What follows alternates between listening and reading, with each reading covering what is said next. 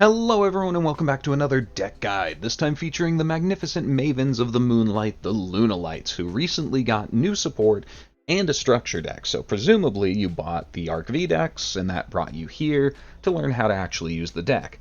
And while I will say that this deck is not easy, this is a very difficult deck to pilot, so I don't know why they made it a structure deck. I will say that the new support is quite good.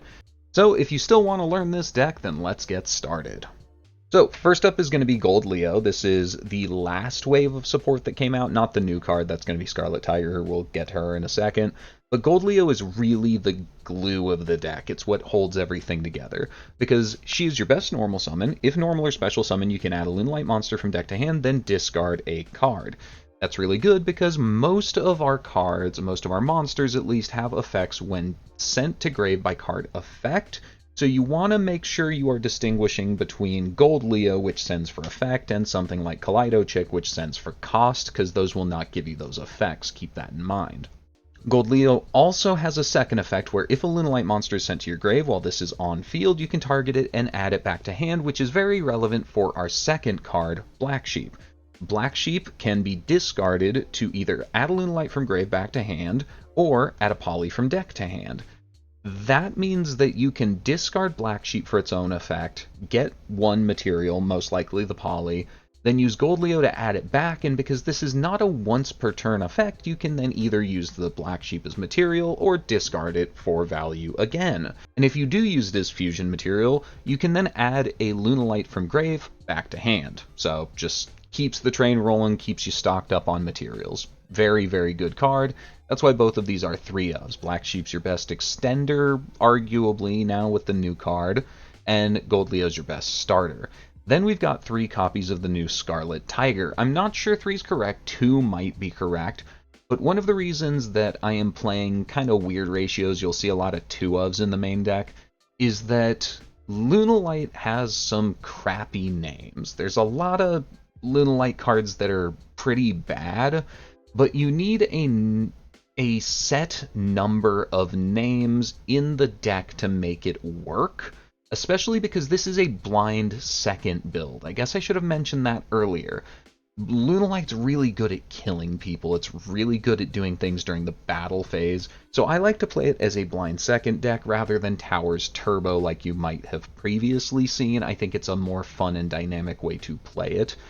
But we need names, particularly because a lot of our good names are pendulums. Tiger's a 3-of, and then, what's the other one? Wolf. Wolf is a 1-of. So that's 4 names that we can't play that are very good. But as a going second deck, you want at least a couple in your opening hand. So I'm playing 3 Tigers just to pump up the number of names that will open alongside the 2 Kaleido Chick and the 2 Martins. You don't necessarily need 2 of each of these cards, but I want to have 16 names in deck. So with that out of the way, that little aside, let's get into Scarlet Tiger herself, who is a very, very good card for the deck. If you activate a Lunalight monster's effect, you can special summon this from your hand, then if the opponent has activated a card or effect during the same turn, you can add Poly from deck or grave to hand. Just getting the body out is okay, but she's a level 5, which means we can't use her for rank 4 shenanigans. The important part is getting Polly after you've been disrupted. Notably, she triggers in a new chain after one or more Lunalight monsters' effects have been activated. So, say you normal summon Gold Leo, add something, discard something, then Scarlet Tiger will trigger in the next chain. Just keep in mind how that works. And then lastly, if she is sent to grave by card effect, you can reborn one of your other Lunalights in the graveyard, but you can't activate its effects this turn. They're not negated, you can't activate them. That's important because it's to box out Kaleido Chick. That's because this card has been problematic in the past. In addition to being a level 4, which allows you to use her for rank 4 spam, which is a thing this deck has previously been used for, she has the ability to soft once per turn, send a Lunalight monster from your deck or extra deck to the graveyard, semicolon. The name of this monster becomes that monster's name if used for fusion material this turn. That semicolon puts in a lot of work, because that means that the Foolish Burial is as cost. That means that you can get any of your guys with a graveyard effect into the grave without the opponent actually being able to respond, which is why Scarlet Tiger stops you from using Kaleido Chick's effects at all. If this card's effects are negated, you can still use it to Foolish Burial. It is a soft once per turn, so you can do that multiple times, which has caused problems in the past.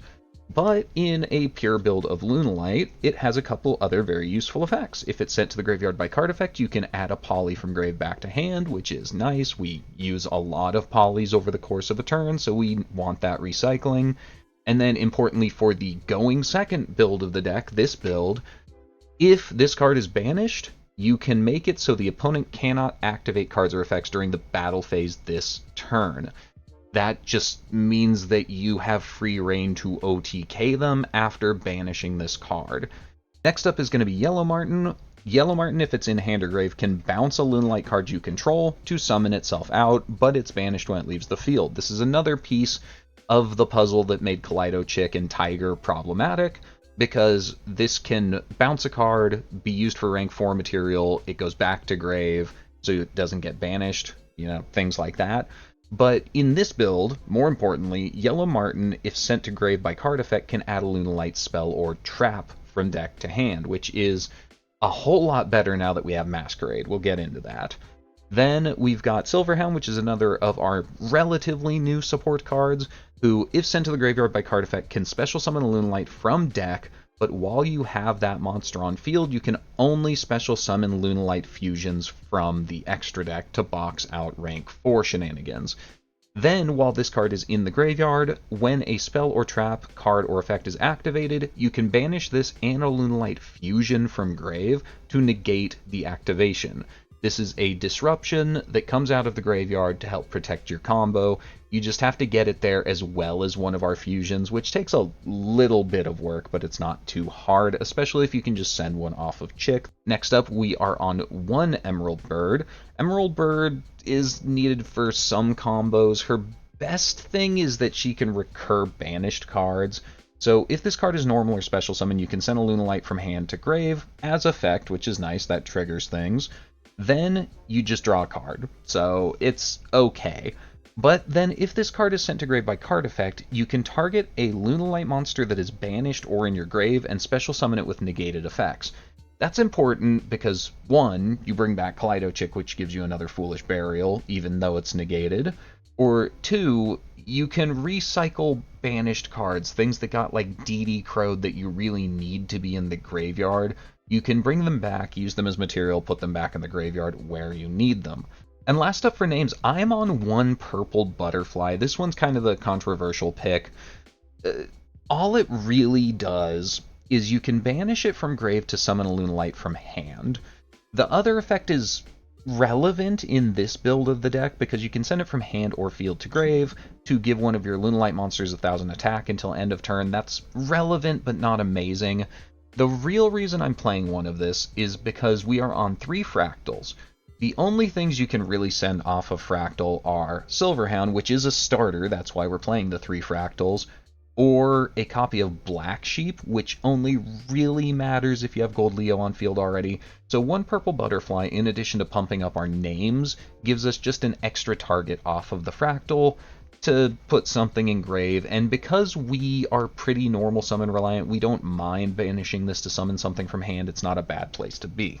Then we're on to spells. We are on 3 Masquerades, which is a very important relatively new card that during your main phase, during the turn this was activated, you can Foolish on Lunalight as effect. That just triggers anything that makes this a starter because you can just send Martin or Silverhound.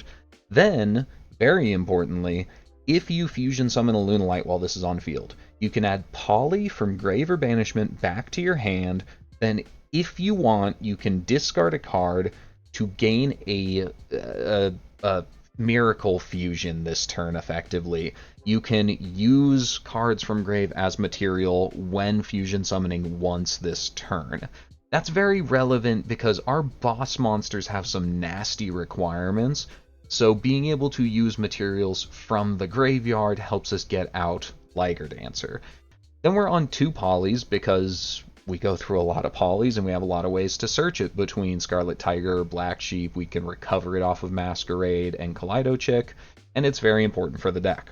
Luna, Space, Light, Perfume is a very powerful extender that is just an archetypal reborn that also lets you banish itself from grave, discard a card to add a Lunalight monster from deck to hand.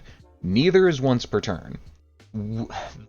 This card has some history because it is Luna, Space, Light, Perfume. You cannot search it off of Martin because it is not Luna Light. It is Luna Light. Very annoying, but they specifically gave us a monster out of the extra deck now that searches this card so that it is usable as part of the combo, and even if you just open it, it's a very nice extender. We've got 1 Lunalight Fusion, which is polymerization, but you can only summon Lunalights off it, and if the opponent controls a monster special summon from the extra deck, you can use 1 Lunalight monster in deck or extra as material. That helps us circumvent the material cost for some of our big guys, and it also just lets you, send Martin as material to get that in rotation, send Silverhound as material, get that in rotation. It's just very useful to have access to, and I debate playing more than 1, but I think it is searchable enough off of Martin that it's fine at the 1. We're on 2 Foolish Burial Goods because we are on 1 Lunalight Serenade Dance, which makes the Foolish Burial Goods a 1-card starter. You can ignore most of Serenade Dance. The only part that is relevant is the graveyard effect. You can banish this from grave, send a card from hand to grave, which is as effect, so you get any triggers, and then if you do special summon a Lunalight from your deck, the effects aren't negated or anything. So you can Foolish Burial Goods, send Serenade Dance, banish Serenade Dance, send something, just summon out Gold Leo and you're off to the races, which is pretty cool. And Serenade Dance in and of itself isn't the worst thing in the world to see because we do discard a lot. Masquerade sends a card from hand, we discard for Lunalight Perfume. Then we are on the 3 aforementioned fractals, whose entire point is to Foolish Burial a level 3 or lower Beast Warrior. All of the Lunalights are Dark Beast Warriors. Unfortunately, a lot of the good targets are level 4, but you can send Silverhound, you can send Black Sheep to get it in rotation, and you can send Purple Butterfly, all of which are pretty solid sends off of the fractal. Then we've got 1 Tenki, which in addition to giving all of our Beast Warrior monsters 100 attack, that's very important, you can add a level 4 or lower Beast Warrior from deck to hand on activation. It's a lot more feasible to play 1 of this card now that it's down to 11 points instead of like 40 or whatever the heck it was before. And it just searches the Gold Leo, you normal gold, and you're off to the races, but it's also searchable out of the extra deck from Tiger King. We'll get to that. Then we've got 3 Heavy Polys. This is a funny little card that was custom designed for Lunalight exactly. This allows you to fusion summon a fusion monster from your extra deck, but it has to be a monster that uses 3 or more materials. And then if your opponent has monsters on the field already, you can banish monsters from extra deck as material for the Heavy Poly up to the number of monsters they have, but you lose life equal to the total attack of the monsters you use. Basically, this lets you cheat out any fusion by paying life points as long as the opponent has something of a board built up, which means our first play can be the Liger Dancer if we open Heavy Poly, which is game-winning against most decks to just get out Liger Dancer that easy. Then we're on 3 main deck Kaijus just as unpointed board breakers. This allows us to take care of major problems. The deck kind of has issues with other towers because our towers are relatively small. So this can let you get over a Zexal, this lets you get over the Sacred Beast fusion, which otherwise we kind of struggle with a little bit. Just, it's very useful to disarm, and we're not playing Lava Golem or the Raw Ball instead, just because we really like our normal summon. Our normal summon is very valuable in this deck, so we're just running Kaiju. 3 Hatrunades help us out because we do not like back row. We have no good ways to interact with the opponent's back row, so Hatrunade gives us one. Then before we get into the extra deck, I want to talk about the sideboard a little bit. Blue Cat, Crimson Fox, White Rabbit. These are all almost playable Lunalight names. If you want to increase the number of names, if you don't like Purple Butterfly, you can play one or more of these. The White Rabbit is a reborn on normal summon, which would be great if we weren't already so normal summon reliant. The Crimson Fox can protect you against a targeted effect as long as it's in grave, and you can also use it to drop an opponent's monster to 0 attack. The problem is we have other ways to do that in this deck, and the targeted negation is nice, but it's a brick. I don't know, maybe you play that, but you also can't send this one off of Fractal. Then we've got Blue Cat as our last option, who on special summon can double the attack of a Lunalight you control. That sounds really nice for an OTK deck, but we don't have trouble killing people even without that effect. But if this card is destroyed, you can just E-Tele out a Lunalight, which is pretty good, but it's telegraphed and the opponent has to destroy something, and you're not gonna destroy it yourself. We don't really have a way to do that. So it's just, like, hard to use, man. But these 3 are almost playable. If you want to figure something out to do with them, go for it. Then the actual sideboard, I'm playing a few more Kaijus in case we're in one of those matchups where they're really useful. We're playing 3 Swords of Concealing Light because it is a free, underrated board breaker.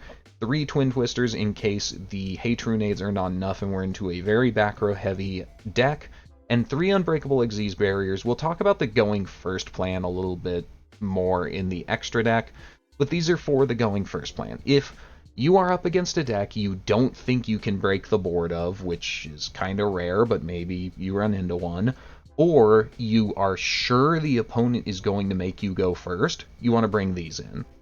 I would also move out the 3 names here, like these are not actually in the sideboard, to put something else good for going first. I haven't really decided, but you know, just 3 more going first, maybe more names, things like that, 3rd poly, who knows. Then we're on to the actual extra deck. Starting off with Perfume Dancer, who on Fusion Summon just searches Lunalight Perfume exactly, which is cool because it's now searchable in the deck. Then, you can also target a Lunalight card you control, bounce it to hand or extra deck, then special summon a Lunalight monster from your hand. This allows you to bounce Kaleido Chick, summon Kaleido Chick back out to get an extra Foolish Burial off of it, which is pretty funny. But you can also bounce like Masquerade to summon a Gold Leo stuck in your hand or a Kaleido Chick stuck in your hand or something like that. Very useful effect. And then its last effect is you can banish it from grave to make the opponent's monsters all lose attack equal to their original defense. This is how we're zeroing out the opponent's monsters to kill them. Then we've got Cat Dancer, whose primary effect is just being here to rank up into Panther Dancer. But if you summon out the Cat Dancer, it can't be destroyed in battle, and then during main phase 1 you contribute a different Lunalight. For the rest of this turn, the first time each of the opponent's monsters would be destroyed, it's not. This can attack all of them twice per turn, and then if it declares an attack, you burn the opponent for 100. It's an old card, but it's still kind of an OTK machine. The reason we don't normally summon it is because Panther Dancer's just a better version of it. If you make Panther Dancer, it can't be destroyed by card effects instead of battle, which is a lot more relevant. And then once per turn during your main phase, you can just activate this effect. You don't need the tribute like Cat Dancer does. and then kind of does the same thing for the rest of the turn. Each time the opponent's monster would be destroyed, it's not the first time. This can attack everything twice, and if this destroys a monster, it gains 200 attack permanently. Panther Dancer, I think, gets slept on a lot by people who play Lunalight, but this card is better at killing the opponent than either of our bigger Lunalights are. These are disruptive and hard to deal with, but Panther Dancer will murder someone. Then we've got one Saber Dancer who's mostly just a foolish for the graveyard effect if we're going first, but it's actually really good on board still. It can't be targeted by card effects, and gains 200 attack for each beast warrior that is banished or in the grave. This is routinely about a 5,000 attack body that can't be targeted. That's pretty solid. But its more important effect, I guess, is that during your main phase, except the turn it was sent to the graveyard, you can banish it to make one of your Lunalights gain 3,000 attack. Imagine giving Panther Dancer another 3,000 attack, with which to attack everything twice, and anything in attack position is just piercing damage through at the opponent and murdering them very, very quickly. Then we've got two Leo Dancers. That is relevant. One Leo Dancer is to be foolish so that we can make Liger Dancer. We'll get to her next. The other one might actually be summoned sometimes. This one takes the Panther Dancer. You're probably seeing a chain here where Cat Dancer is needed to make Panther, Panther is needed to make Leo, Leo is needed to make Liger. It's kind of a cool thing. You're laddering up, ranking up your fusions, kind of like you would in XZs. But I digress. Leo Dancer must be fusion summoned, whereas the other ones must first be fusion summoned. And then your opponent cannot target her or destroy her, which makes her almost a tower. It's like pretty solid.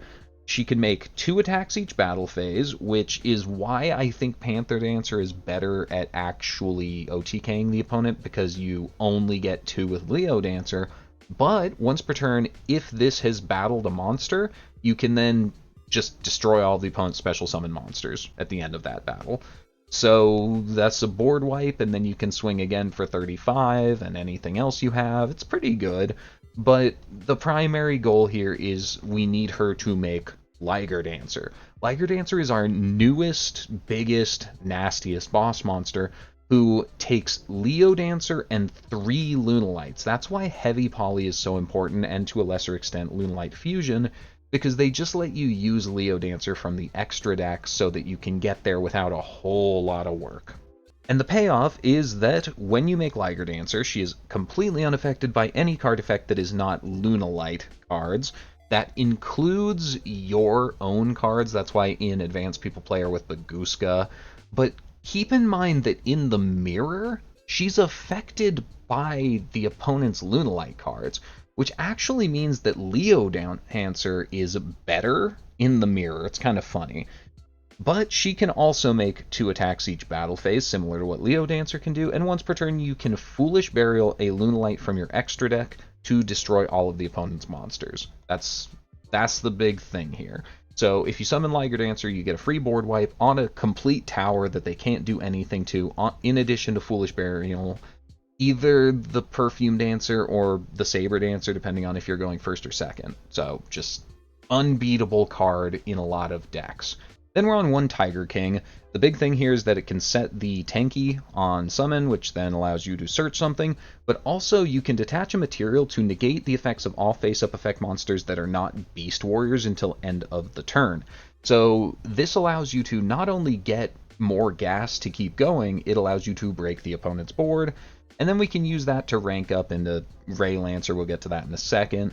We're also playing Dugares. Dugares can do a lot of things for this deck. This is a utility pick, and I think it's worth the 10 points.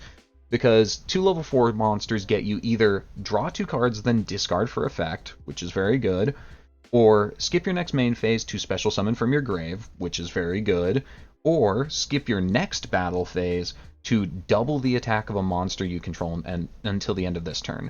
Ideally, we're not going to run into any of those negative effects because we're not going to let the game go another turn.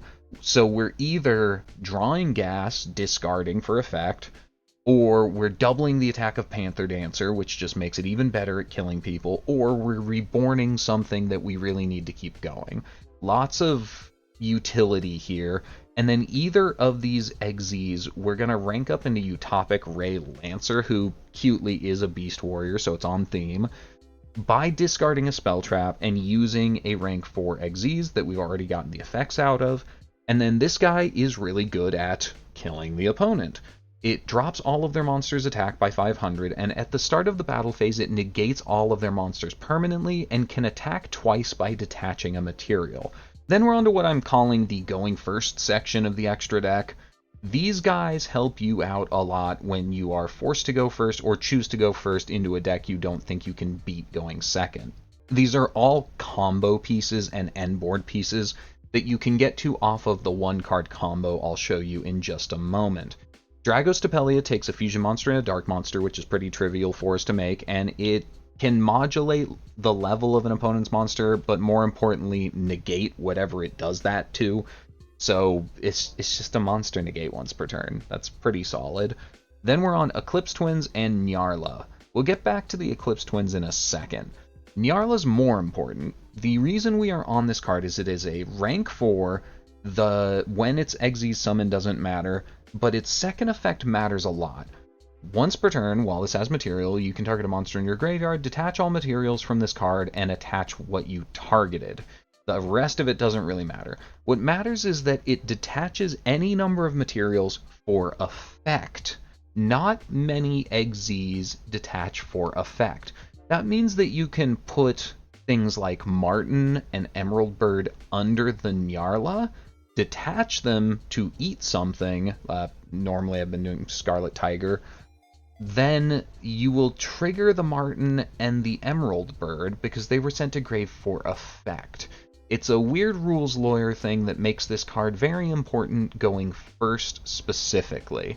Then back to the Eclipse Twins, the big thing here is just, if this card is sent to grave, you can target 2 Xyzs in your grave and summon one, attach the other as material. And that's important because we're using both the Eclipse Twins and Nyarla to make Zexal. Zexal gets big based on how many Xyzs you have, which in this deck isn't going to be that many, but in the opponent's graveyard as well, which is kind of nice. It prevents the opponent from targeting anything but itself for either battle or effects. That's real good. It's a floodgate for 5 points.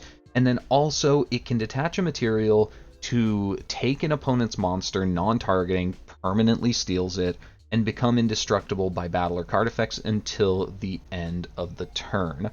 So the normal out to Zexal, because we're making a small Zexal, it's just going to be 500 attack, 500 defense. The normal out is normal summon something, go to battle, swing over Zexal, because it's not indestructible until they activate an effect, so you can steal something.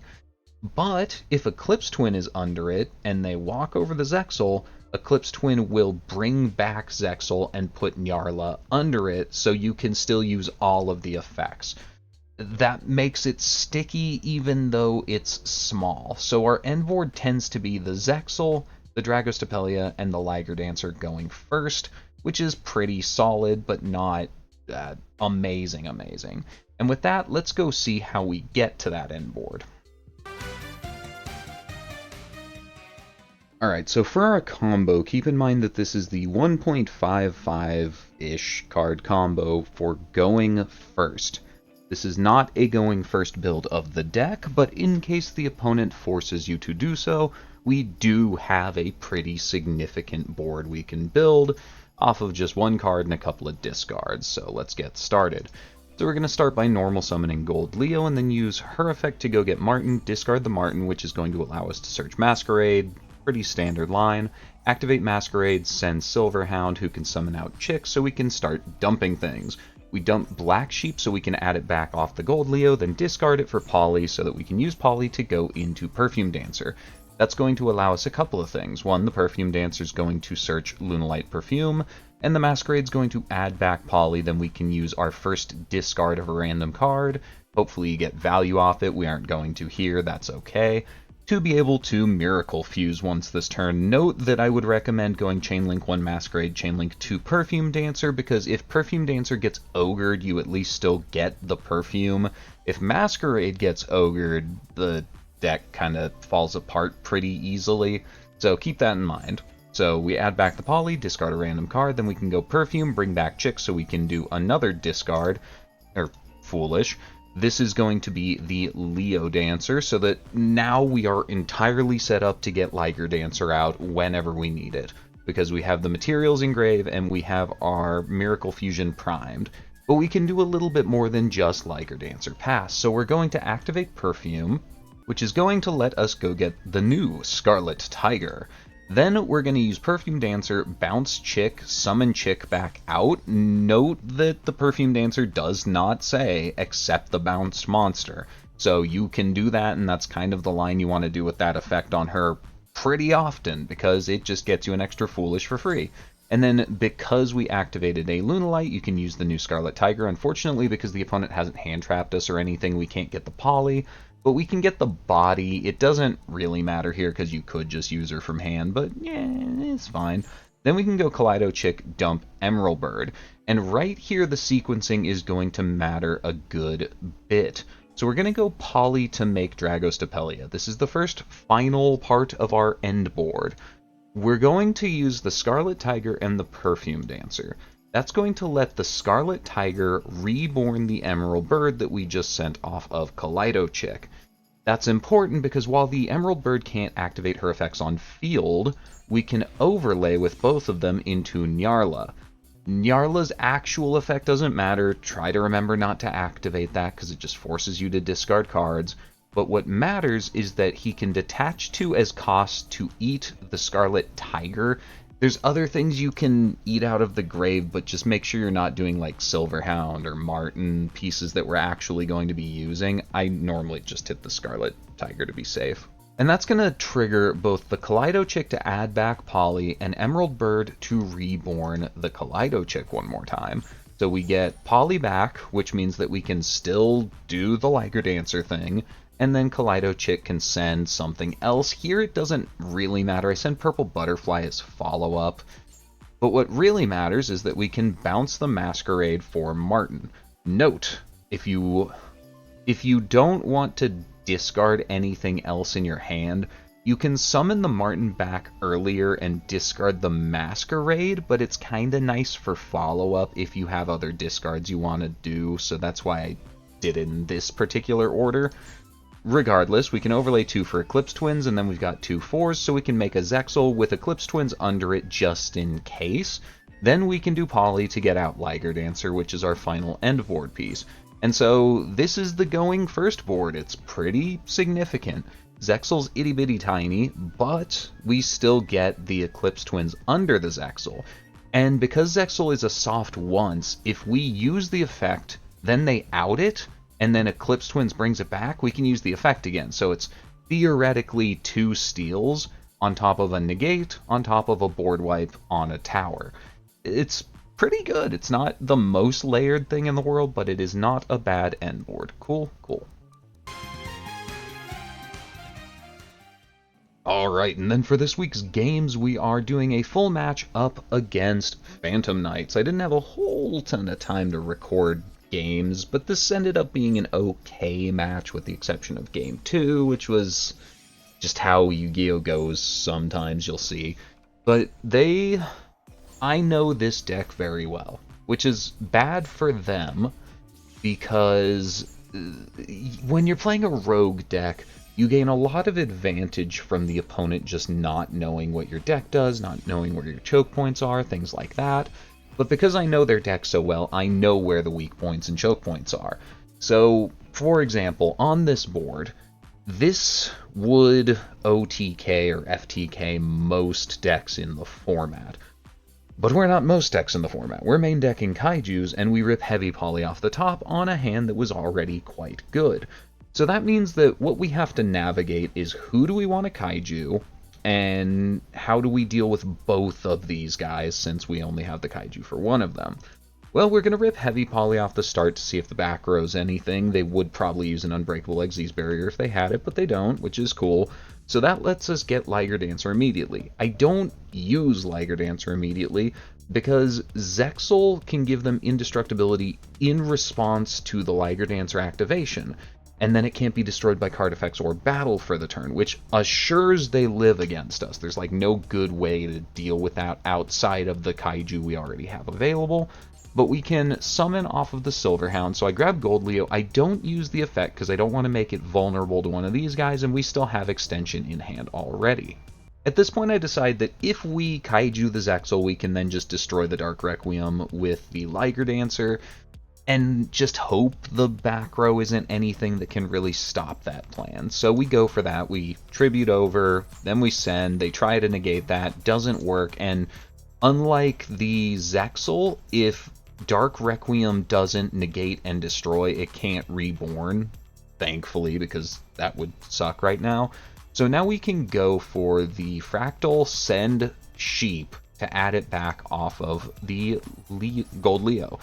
They ripped the cord on a Fog Blade here. We negate that, really hoping the other set isn't a second Fog Blade, and it appears not to be, which is good because our turn stopped there otherwise.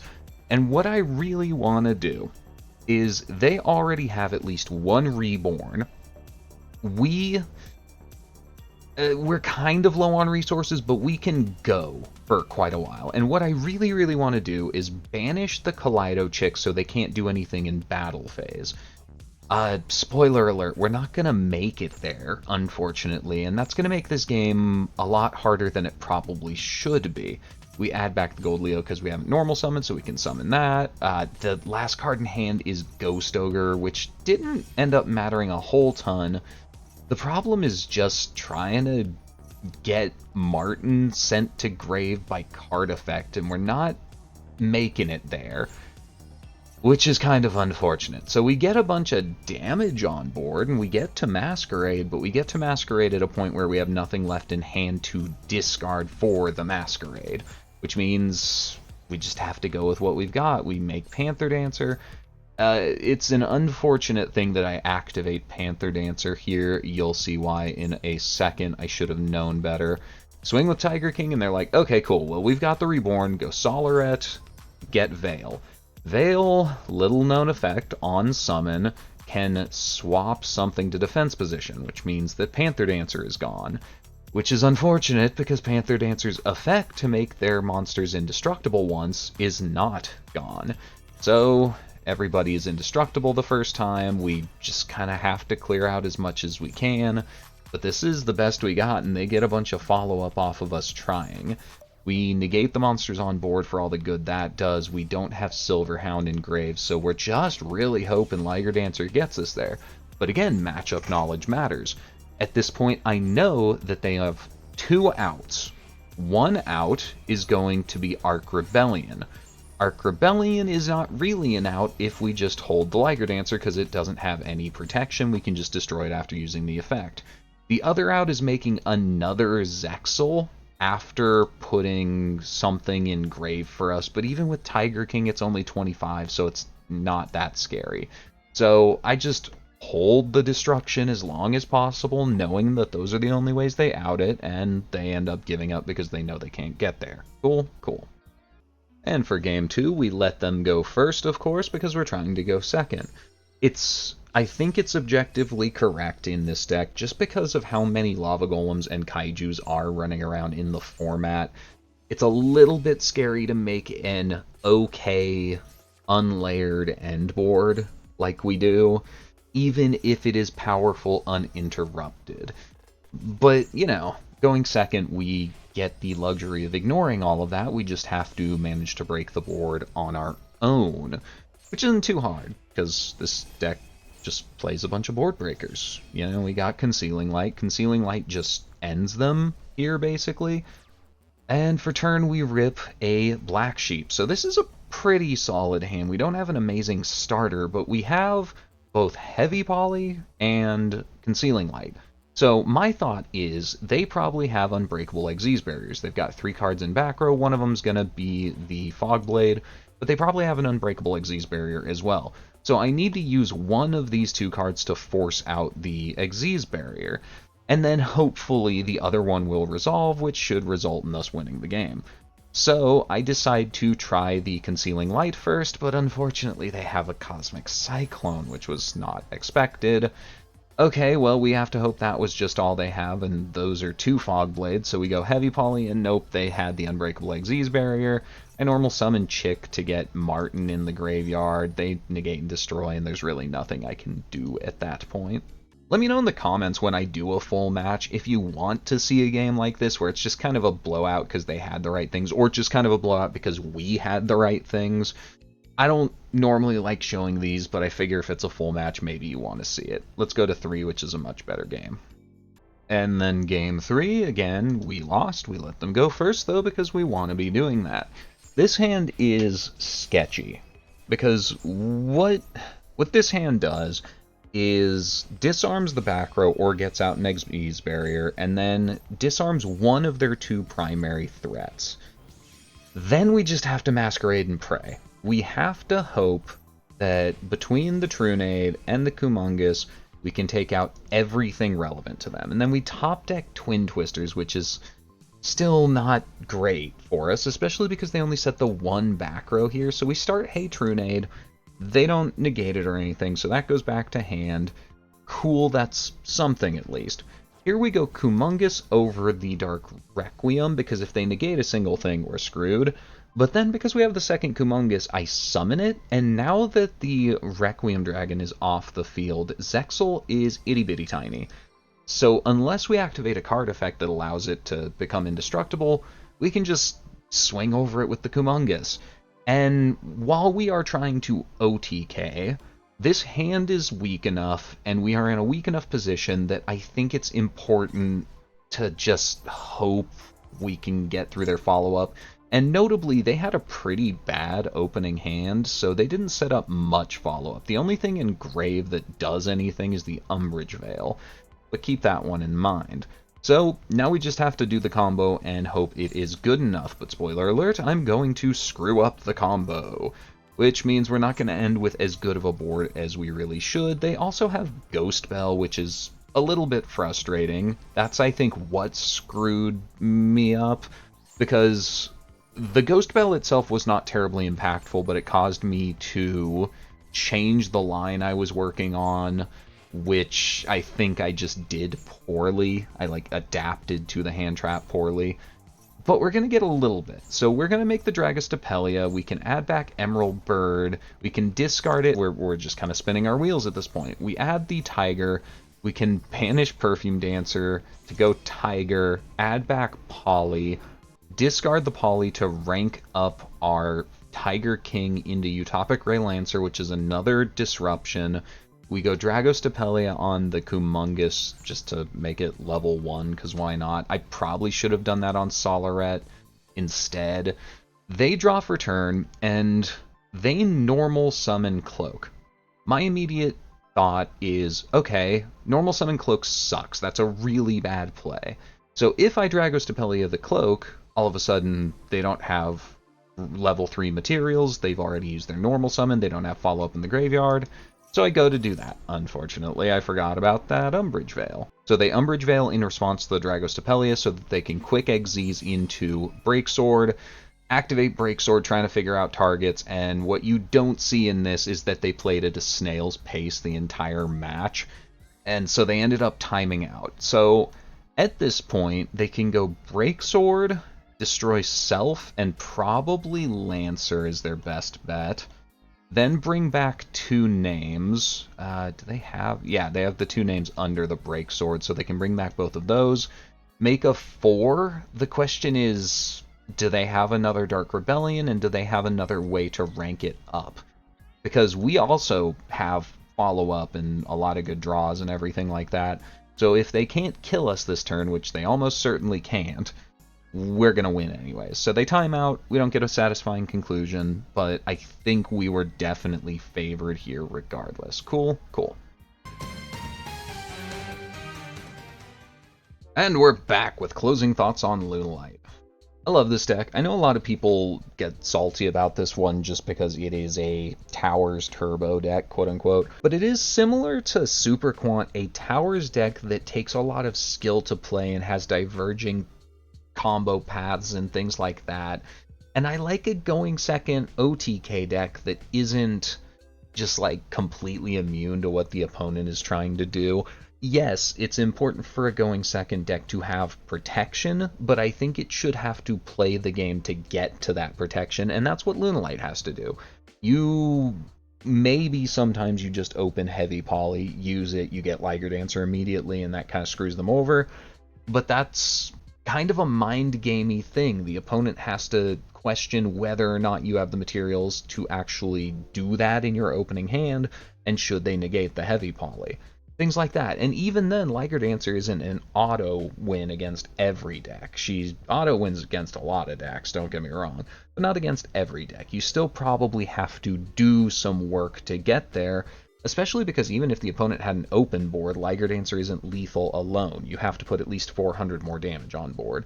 So the deck is fun. I like a going second deck. It's very complicated to play because there's no redundancy. If you notice in a deck that there's very little redundancy, it means that the lines are esoteric. They're a lot harder to understand and get through, especially when interrupted.